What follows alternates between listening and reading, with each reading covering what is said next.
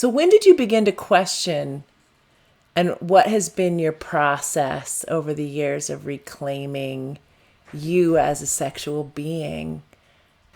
I think I felt anger before I actually started to question.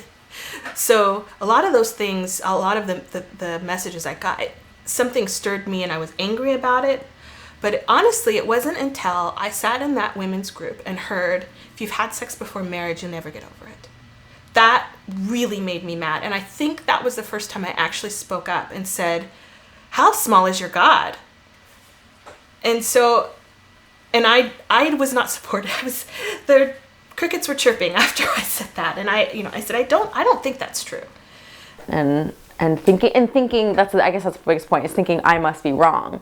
Like, my heart doesn't feel this way. My heart feels like that's really abusive and weird and like unnecessary and hurtful.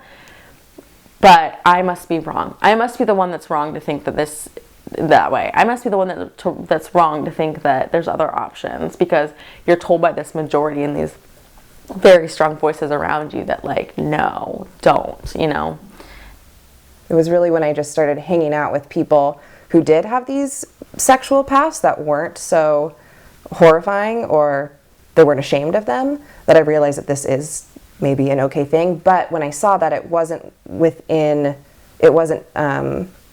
like married to a faith base either. So it was kind of, once again, it reaffirmed that the two can't coexist. It was this secular world and this Christian world.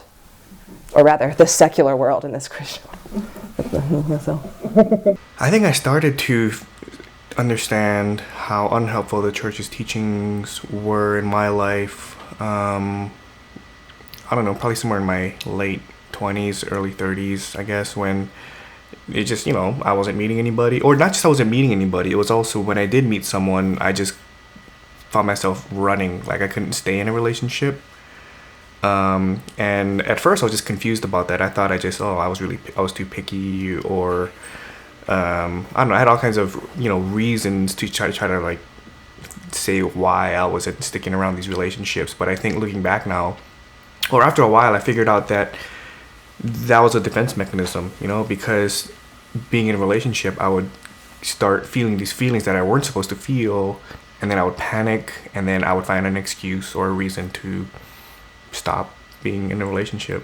And so I think when I started seeing that pattern, I was like, I gotta think of something else is, something's not right, and I want to look at what I was taught and what's wrong with it, and what are better ways that the church can think about these things.